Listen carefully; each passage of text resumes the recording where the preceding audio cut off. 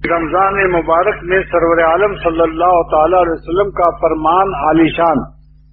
کن وظیفوں کو لوگ پوچھتے بھائی رمضان میں کیا وظیفہ زیادہ پڑھیں، تو آپ صلی اللہ تعالی وسلم نے وظائف رمضان ہمیں عطا فرمائے، تو پھر ہمیں کسی اور وظیفے کی تلاش کی کوئی ضرورت نہیں، کیونکہ آپ کے بتلائے ہوئے وظیفوں سے بڑھ کر کوئی وظیفہ نہیں.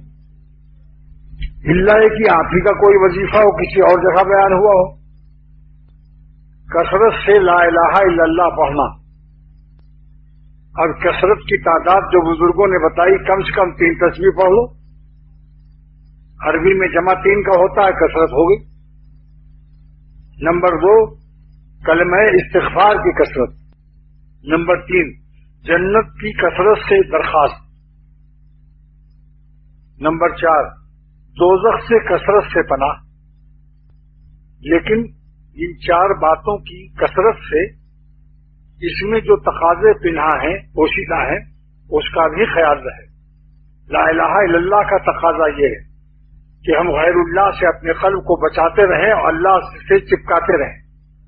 لا الہ ہمیں غیر اللہ سے چھڑاتا ہے. اگر خدا چاہتا تو بہت دن تک لا الہ کراتا اور الا اللہ نہ دیتا کہ پہلے غیر اللہ سے دل کو پاک کرو، پھر اللہ پاک سے ملاقات کرو. لیکن یہ اللہ تعالیٰ کا کرم ہے کہ بعض بندے تڑپ جاتے اور کہتے اللہ میاں کب تک غیروں کو نکالتے رہیں، اپنا ہمیں کب ملے گا. لہذا فرمایا نہیں، ساتھ ساتھ غیروں کو نکالتے جاؤ اور اللہ کو پاتے جاؤ. ساتھ ہی ساتھ واہ کیا کرم ہے کہ غیر اللہ کا خروج ہوتا رہے اور اللہ کے نور کا دخول ہوتا رہے. غیر اللہ کا ایگزٹ ہوتا رہے اور اللہ کی تجلی ان ہوتی رہے، اور ساتھ ہی ساتھ تاکہ غیر کے اٹھانے سے، غیر اللہ کو نکالنے سے اور نظر کے بچانے سے جو ہمارا خون آرزو ہوا ہے اس کا خوبہا بھی ساتھ ساتھ ملتا رہے. خوبہا مانے خون کا معاوضہ.